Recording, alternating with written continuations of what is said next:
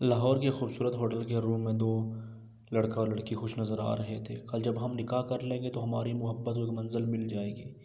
رائمہ نے پرشوق انداز میں ایک نظر اس خوبصورت لڑکے کی طرف دیکھا جو کسی کے بھی خوابوں کا شہزادہ ہو سکتا تھا، مگر تقدیر نے اس کی جولی میں ڈال دیا تھا۔ بالکل میری جان، وہ بھی دل کھول کر مسکرایا۔ ہلکی ہلکی میوزک کی دھن پر وہ اس کی کمر میں ہاتھ ڈالے مچلنا ڈانس کے مزے لے رہا تھا۔ آہستہ آہستہ اس کا ہاتھ رائمہ کے وجود کی رہنائیوں کو محسوس کرنے میں مگن ہو گیا، اور وہ آنکھیں بند کیے اس کے کاندھے سے سر ٹکا کر اپنے محبوب کی اس محبت کو محسوس کر کے مسرور ہوئے جا رہی تھی۔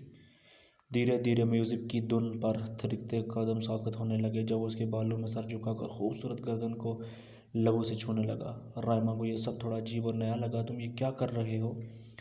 پیار کر رہا ہوں، وہی پیار جس کی خاطر ہم دونوں نے اتنا بڑا قدم اٹھایا ہے۔ اس کی آنکھوں میں جھانکتے ہوئے اس نے اپنا ایک ہاتھ رائمہ کی شرٹ کے بٹن کو کھولنے میں لگا دیا۔ دو بٹن کھول کر وہ کچھ پل کے لیے رک گیا، پھر ایک جھٹکے سے اس کے نازک سے وجود کو اپنے مضبوط بازو میں بھر کر کمرے میں داخل ہوا جہاں پورے کمرے میں سرخ گلاب پھیلے تھے۔ ایک انچ جگہ بھی ایسی نہ تھی جہاں گلاب کی کوئی پتی نہ ہو۔ بیڈ شیٹ بھی سرخ رنگوں کی تھی جس پر پھولوں سے دل بنا رکھے تھے۔ سارا کشن تکیے بھی سرخ رنگوں کے تھے اور ان سب کشن کے درمیان ایک خوبصورت ہارٹ رکھا تھا جس پر سفید رنگ سے آئی لو یو لکھا تھا۔ بیڈ گراؤنڈ کی اوپری جگہ انگلش کے حروف کے ساتھ ویلکم ٹو مائی لائف لکھا تھا۔ سائڈ ٹیبل پر ایک بلیو رنگ کی جیولری باکس میں خوبصورت ہیروں کا سیٹ دیکھ کر وہ حیران رہ گئی۔ باقی ہر طرف رنگ برنگی خوبصورت کینڈلز کی روشنی نے فضوں خزاں سما باندھ دیا تھا۔ وہ یہ ساری سجاوٹ اور تحفے دیکھ کر خوش تو ہوئی تھی مگر اس کے باوجود وہ دل سے خوشی محسوس نہیں کر پا رہی تھی۔ مائی لو، آج ہم دونوں ایک ہو جائیں گے۔ وہ لڑکا محبت سے اس کی آنکھوں میں جھانکنے لگا۔ کیا مطلب؟ یہ سب تو شادی کے بعد اچھا لگتا ہے۔ جیسے اس نے رائمہ کو بیڈ پر بٹھایا تو وہ نہ سمجھی سے گویا ہوا۔ مائی لو، ہم کل نکاح کر رہے ہیں۔ ویسے بھی تمہیں نے تم پہلی بار دیکھا تھا اس دن تمہیں دل سے اپنی بیوی مان لیا تھا۔ کل چاہے ہمارا نکاح ہے مگر میرے دل میں تمہارا مقام اپنی بیوی جیسا ہے۔ تمہیں دیکھ کر میں اپنا آپ بھول جاتا ہوں۔ جس طرح تم نے میری خاطر اپنے گھر والوں کو چھوڑا اس طرح میں نے بھی تمہاری خاطر اپنی فیملی بینک بیلنس خاندان چھوڑا ہے۔ میری خواہش ہے کہ ہم آج ہی ایک ہو جائیں کیونکہ آج تم میری زندگی میں ہر چیز کو پردے کھیل کر آئی ہو۔ میرے لیے جتنا آج دن کا خاص ہے کوئی بھی دن خاص نہیں ہوگا۔ آنکھوں میں لاکھوں جذبات لیے وہ اس کی ایک ہاں کا منتظر تھا مگر یہ سب غلط ہوگا۔ او کم آن مائی لو، محبت اور جنگ میں سب جائز ہوتا ہے۔ ہم دونوں ایک دوسرے سے بہت محبت کرتے اور اس وقت ہم دونوں کا اس بھیگی شام میں ایک دوسرے کے ساتھ تنہا ہونا اس بات کا ثبوت ہے۔ ہاں تم ٹھیک بول رہے ہو مگر ایک رات کی ہی تو بات ہے۔ رائمہ کا دل بھی ابھی بھی مان نہیں رہا تھا۔ شاید اس کا ضمیر ابھی بھی زندہ تھا۔ جس کا پکار اس کے کانوں کو سنائی دے رہی تھی وہی تو میں بول رہا ہوں مائی لو، ٹرسٹ می، ایک رات کی بات ہی تو ہے۔ ہم صبح نکاح کر لیں گے اور اگر تمہیں مجھ پر ٹرسٹ نہیں کرتی تو اس کا مطلب تم مجھ سے پیار نہیں کرتی۔ سب کچھ جھوٹ تھا، تم مجھ سے فریب کر رہی تھی۔ وہ بے یقینی کے تاثرات چہرے پر سجائے حیرت سے اس کی طرف دیکھنے لگا۔ نہیں نہیں، تم غلط سمجھ رہے ہو۔ میں تم پر خود سے زیادہ یقین کرتی ہوں اور پیار تو حد سے زیادہ کرتی ہوں، اس لیے یہاں موجود ہوں۔ وہ بے بسی سے گویا ہوئی۔ ہاں تو ٹھیک ہے، اگر جو تم کہہ رہی ہو وہ سب سچ ہے تو تم اس وقت مجھے خود کے قریب آنے سے نہیں روکو گی، اور اگر مجھ پر یقین نہیں کرتی، پیار نہیں کرتی تو ابھی بتا دو، میں یہاں سے تمہاری زندگی سے ہمیشہ ہمیشہ کے لیے چلا جاؤں گا۔ سنجیدگی سے یہ بات بول کر اٹھ کھڑا ہوا۔ رائمہ نے بے بسی سے اس کی طرف دیکھا۔ دل و دماغ کشمکش کا شکار تھا۔ اس کی ناراضگی جہان پر بن گئی تھی۔ آخرکار ضمیر کی آواز کہیں دور جا کھوئی اور اس نے اپنے محبوب کا ہاتھ تھام لیا۔ میں تمہیں نہیں روکوں گی مگر میں چاہتی ہوں کہ ہمارا نکاح ہو جاتا تب یہ سب، بس ابھی بھی تمہاری کنڈی ایک ہی جگہ اٹکی ہے۔ وہ برہم ہوا، اس کا ہاتھ جھٹکا اور دور کھڑا جا ہوا۔ رائمہ کا دل سہم گیا۔ نہیں نہیں، میں تو بس مصلحت کے لیے بول رہی تھی، ورنہ مجھ پر صرف تمہارا حق ہے۔ میں نے ہمیشہ اپنے ساتھ صرف تمہیں سوچا ہے۔ وہ اٹھ کر اس کے قریب آئی۔ تو کیا آج رات پوری طرح سے میری ہونے کے لیے تیار ہو؟ وہ دوبارہ اس کی آنکھوں میں جھانکنے لگا۔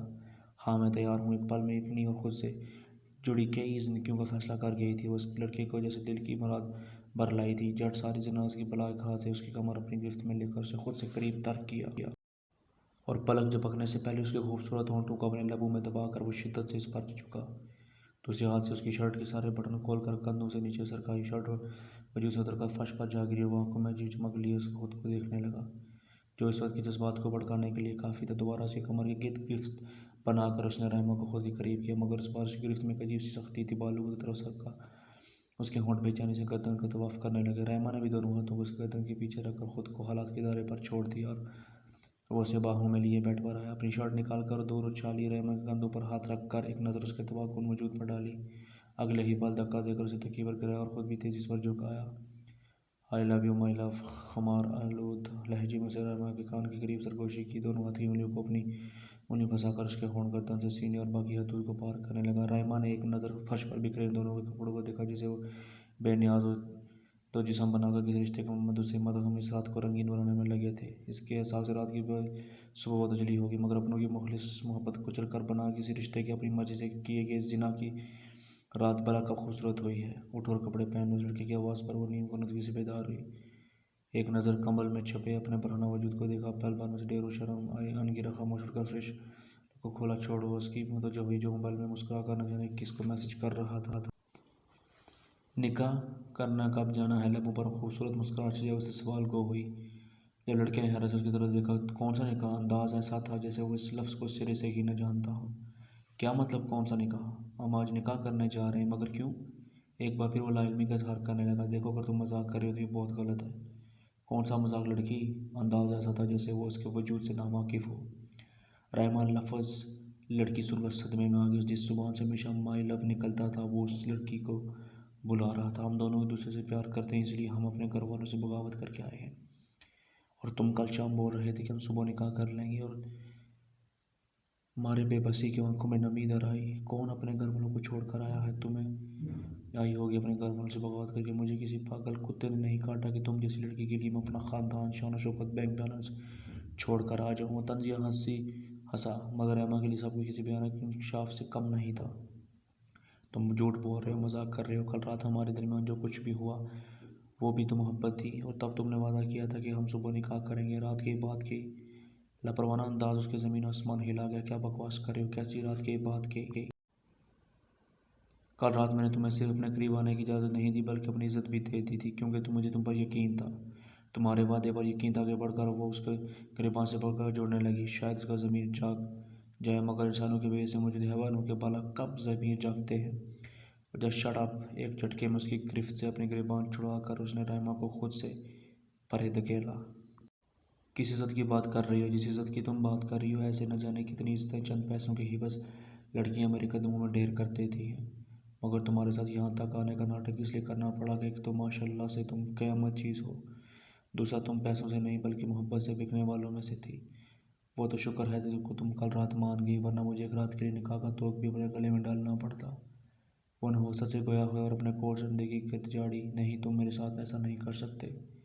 میں تمہاری پولیس میں شکایت درج کراؤں گی۔ اس نے اپنی طرف مضبوطی سے دھمکی دی، مگر وہ ایسے ہنسا جیسے رحمٰ نے کوئی مزیدار لطیفہ سنایا ہو۔ شوق سے کرو ایسے، اگر کسی پولیس اسٹیشن میں تمہاری رپورٹ لکھ لی گئی تو یہ خوشخبری مجھے بھی سنانا۔ صاف مذاق انداز سے دوبارہ حیران کر گیا۔ کیا مطلب یہ لڑکی میرے نام کے آگے لفظ رائے زادہ لکھا لگتا ہے، جس کا مطلب تم اچھے سے سمجھتی ہو، پھر بھی ایسی بیوقوفانہ خواہش رکھتی ہو؟ وہ ایک بار پھر ہنسا، اور اس بار رائما کو اپنی بیوقوفی پر مر جانے کا دل کیا۔ دیکھو میری بات سنو، تم مجھ سے محبت کرتے ہو، میں نے تمہاری آنکھوں میں اپنے لیے محبت دیکھی ہے۔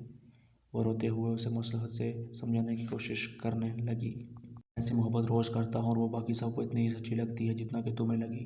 اسے معصومیت سی آنکھیں پھٹائیں۔ مجھ سے نکاح کر لو پلیز! وہ مسلسل روتے ہوئے اپنی التجا کرنے لگی۔ نو نو، اگر اسی طرح سب انکار کرتا رہا تو نہ جانے میری کتنی بیویاں ہو جائیں گی۔ ویسے بھی تم سے نکاح کر کے میرا کوئی فائدہ نہیں، مجھے تم سے چاہیے تھا، وہ کل رات مجھے مل گیا۔ اس کی نظریں اور لہجہ ایک بار پھر مذاق اڑانے لگا۔ میں تم سے محبت کرتی ہوں، نکاح کے بعد ہم دونوں جائز طریقے سے ایک ساتھ رہیں گے۔ ہاں ہاں، کیا تم جانتی ہو جس چیز کو وہ ایک بار یوز کر لیتا ہوں دوبارہ سے منہ لگانا میری شان کے خلاف ہے؟ انداز ایسا تھا جیسے نہ جانے وہ خود کتنا بے بس ہو۔ اگر تم مجھے چھوڑ کر گئی تو میں کسی کو منہ دکھانے لائق نہیں رہوں گی۔ پلیز ایسے مت کرو۔ تمہیں خدا کا واسطہ! اس کے سامنے ہاتھ جوڑے جوڑے وہ کسی ہارے جواری کی طرح اس کے قدموں میں ڈے گئی۔ منہ دکھانے لائق نہیں رہی؟ تبھی تو تمہیں چھوڑ رہا ہوں۔ طنزیہ مسکراہٹ اس کی جو چال بھری قدم اٹھاتا وہاں سے جا چکا تھا۔ مجھے کسی کا بلکہ تمہیں نہیں چھوڑا۔ وہ زمین پر دونوں ہاتھ مار کر اپنی قسمت کو پھوڑ پھوڑ کر روئی۔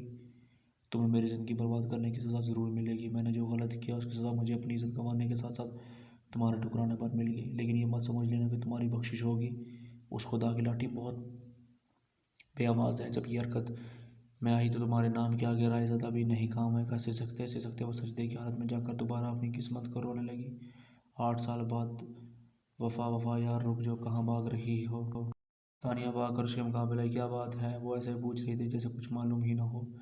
یونی میں آج کتنا بڑا فنکشن ہے تو اس میں کون سی بڑی بات ہے؟ یونی میں ہر چوتھے دن کسی نہ کسی بات کا ہوا ادم مچایا جا رہا تھا۔ وہ شاید سچ میں لا علم تھی۔ یار آج کا فنکشن بہت خاص ہے کیونکہ آج Altamash Raizada chief of executive guest آ رہی، اس لیے آج ہر لڑکی سچ سنور کر آئی ہے تاکہ التمش رائزادہ کی ایک نظر اس پر پڑے اور اس کی قسمت کھل جائے، کیونکہ وہ پاکستان کا سب سے امیر، ہینڈسم اور بیچلر ہے۔ اپنے دادا کی وفات اور آؤٹ آف کنٹری سے پڑھائی کرنے کے بعد اس نے کچھ عرصہ پہلے ہی اپنی خاندانی بزنس جوائن کیا ہے۔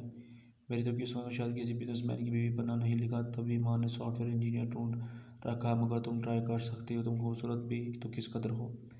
وہ اس کے ساتھ سے لیے من مول لینے والے سراپے کو دیکھ کر رائے دینے لگی۔ پتہ ہے سین کیا ہوگا، اس کی نظریں تمہاری نظروں سے ٹکرائیں گی، اس کا دل دھڑکے گا، وہ دیوانہ ہو کر مجھے تمہارا پتہ پوچھے گا، میں اسے تمہارے گھر کی راہ دکھاؤں گی اور تم کا رشتہ بھیجے گا اور تمہاری جان نسخراٹ ماں سے چھڑاؤ کر لے جائے گا۔ شٹ اپ ثانیہ، مجھے تم سے یہ امید نہ تھی، تم کیا باؤنڈری سے ثانوی باتوں پر یقین رکھتی ہو۔ مجھے میم سائمہ کے پاس جانا ہے نوٹس بنانے کے لیے، ان سے کچھ ضروری انفارمیشن چاہیے تھی۔ بنا اس کے کوئی بات سنتے وہ عجلت میں وہاں سے چلی گئی۔ ارے مگر سنو، وہ پیچھے سے پکارتی رہ گئی، لیکن وفا نے اس کی ہر پکار کو انسنا کر دیا۔ وہیں رک جو، اس سے پہلے کہ اس کی گاڑی اپنے گھر کے گیٹ میں داخل ہوئی، مریم خان کی آواز پر ڈرائیور نے جھٹکے سے گاڑی روکی۔ گردن موڑ کر بے بس نظر وفا کی سمت دیکھا، جسے سمجھ کر وہ گہری سانس لینے بھر کے رہ گئی۔ وہ گاڑی سے اتر کر وہیں گیٹ سے باہر دھوپ میں کھڑی ہو گئی۔ بلیو ساڑی ملبوس، بالوں کا جوڑا سوبرا سا میک اپ، آنکھوں پر چشمہ، پاؤں میں ہیل پہنے مریم خان اسے نظروں کے اضافیوں میں لیے اس کی طرف بڑھی۔ آج تم پورا گھنٹہ لیٹ ہو، آخر کیوں؟ آج یونین میں کوئی التمش رائزادہ آیا تھا جس کی وجہ سے مجھے میم سیما سے نوٹس کی انفارمیشن لینے میں دیر ہوئی۔ وہ بہت مصروف تھی۔ التمش رائزادہ کے نام پر مریم کے چہرے کے تاثرات بدلے۔ جس وقت التمش رائزادہ یا اس وقت تم کہاں تھی؟ ایک اور سوال، میں اس وقت کینٹین میں تھی۔ اس کے بعد میم سیما کے آفس چلی گئی۔ کیا تم نے فنکشن اٹینڈ کیا؟ نہیں، میں نے فنکشن اٹینڈ نہیں کیا۔ اپنی ماں کے سوالوں کا اسپاٹ انداز میں جواب دے کر وہ خاموشی سے وہیں کھڑی رہی۔ مریم نے پہلے کینٹین میں کام کرنے والے ایک لڑکے کو فون کر کے وفا کی وہاں موجودگی کی تصدیق کی، پھر میم سیما کو فون کر کے وفا کی ان کے پاس موجودگی کے ایک وقت کی معلومات لے کر ان ڈرائیور کو اس کے اندر لے جانے کا اشارہ دیا۔ اس نے ٹھنڈے پانی سے شاور لے کر وائٹ رنگ کا ڈھیلا ڈھالا ٹراؤزر زیب تن کی، آئینے کے ساتھ ایک نظر سراپا پر ڈالی۔ تم تو کس قدر خوبصورت ہو، ثانیہ کی بات اس کے کانوں میں گونجی۔ سنہرے رنگ کے کمرے سے نیچے آتے گھنے بال، صحیح پیشانی، بڑی بڑی لمبی کالی آنکھیں، چھوٹی سی ستوان ناک، برے برے گال، خوبصورت انداز میں چھوٹے مگر برے برے ہونٹ۔